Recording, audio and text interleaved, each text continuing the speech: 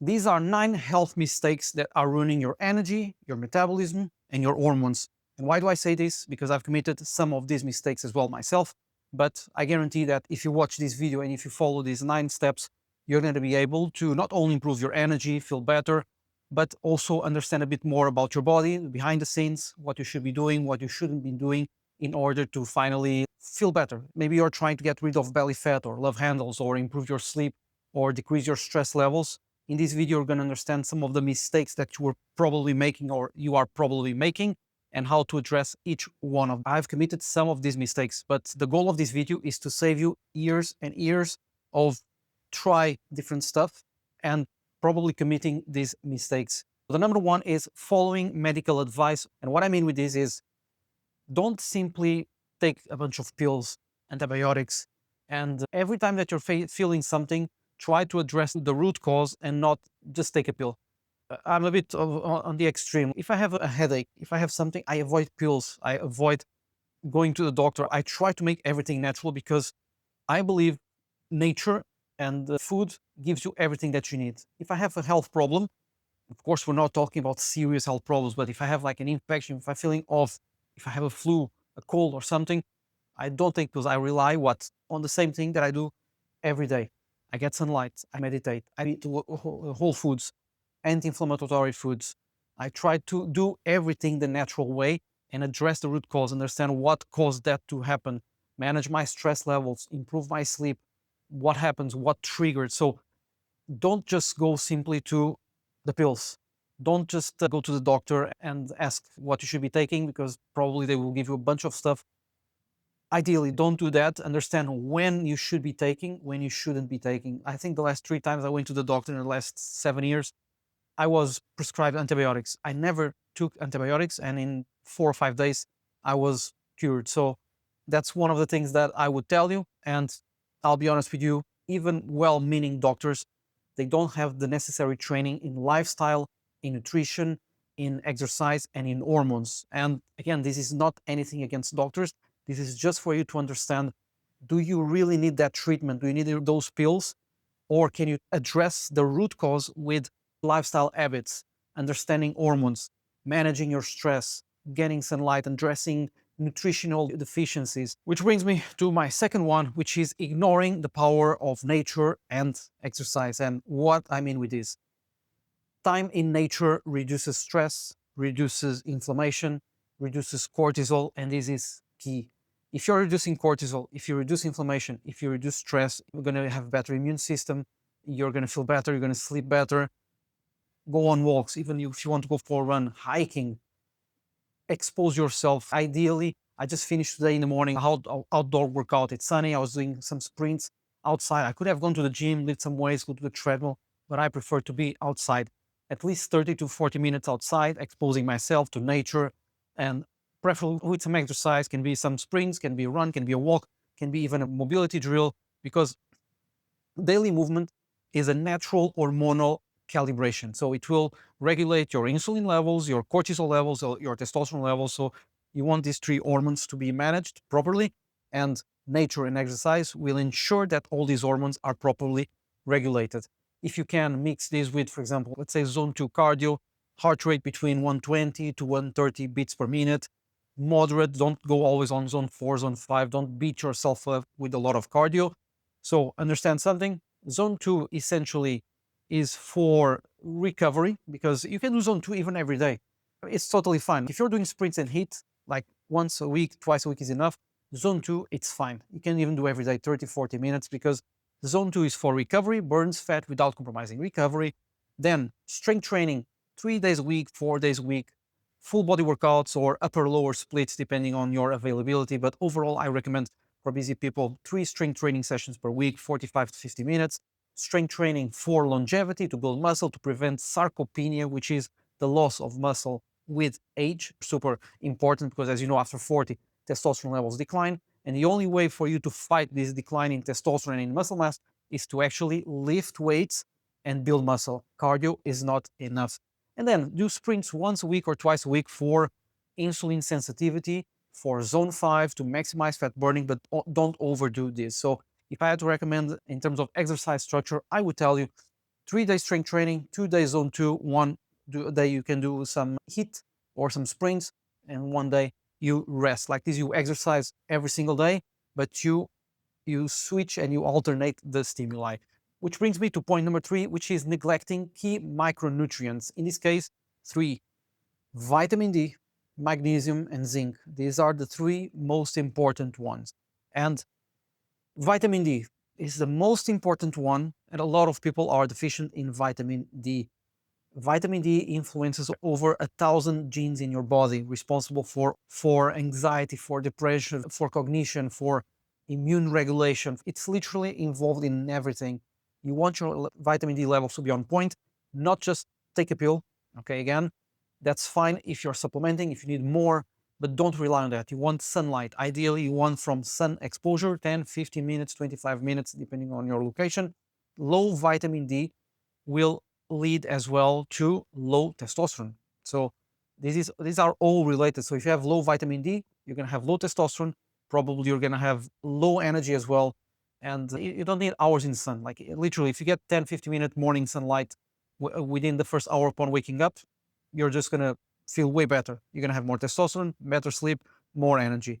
The next one, magnesium. Preferably magnesium glycinate before bed, 1 hour before bed, to improve your sleep.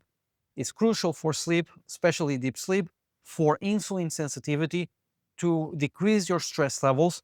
Great sources are pumpkin seeds, almonds, avocados.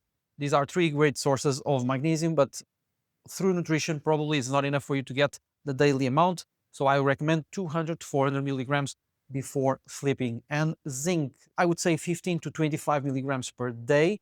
It's crucial for testosterone, for recovery, and as well for immune support. So you want to make sure that these 3 are dialed in: zinc, magnesium, and vitamin D. Which brings me here to point number 4, which is overdosing on calcium and iron. You don't want to have excessive calcium and iron in your body. Most likely you don't need to supplement with calcium and iron. Too much calcium without magnesium can lead to heart disease, can lead to artery calcification. So you want to pay attention to this. So don't just supplement with a bunch of calcium, because most likely you don't need.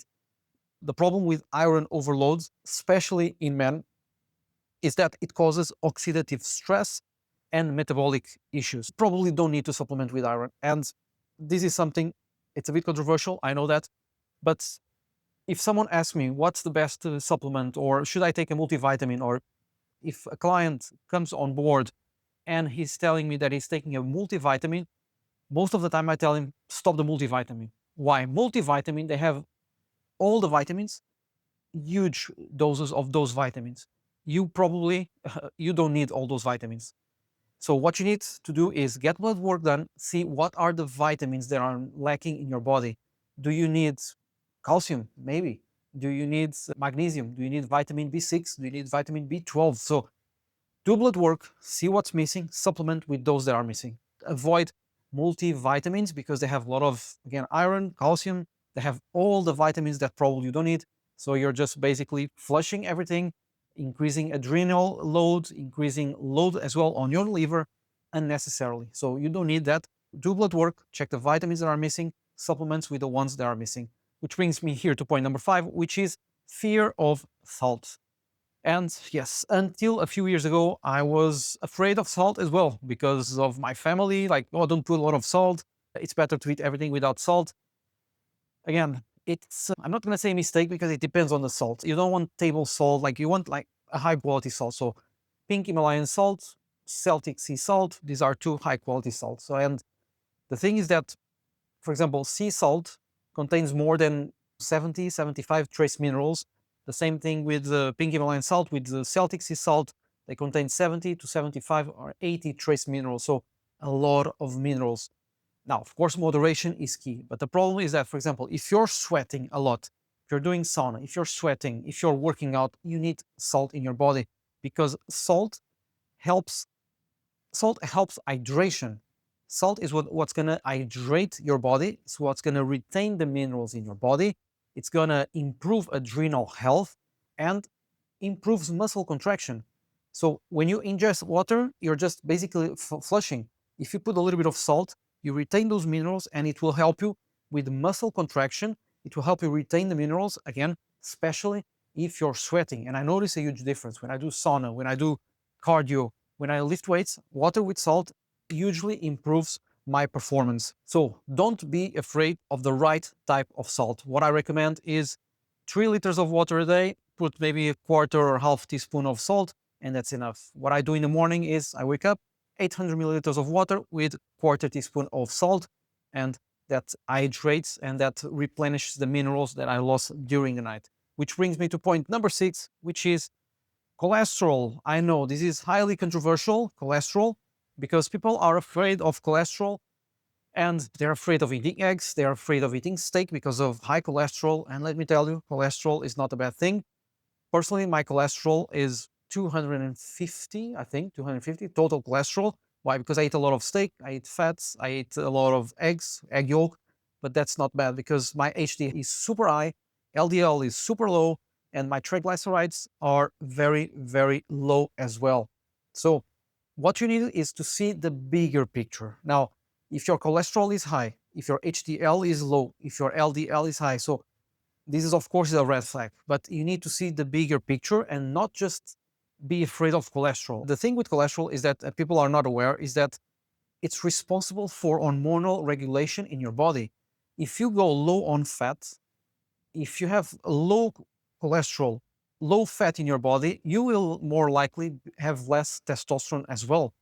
And maybe your cortisol as well will be messed up. Maybe your insulin will be messed up, but especially testosterone. So you want your cholesterol. I'm not going to say your cholesterol needs to be super high, but don't be afraid of cholesterol because it's literally the building block for testosterone and for other hormones. So you need cholesterol in order for your body to produce hormones. Now, what you need is focus on balance, basically balancing high quality fats.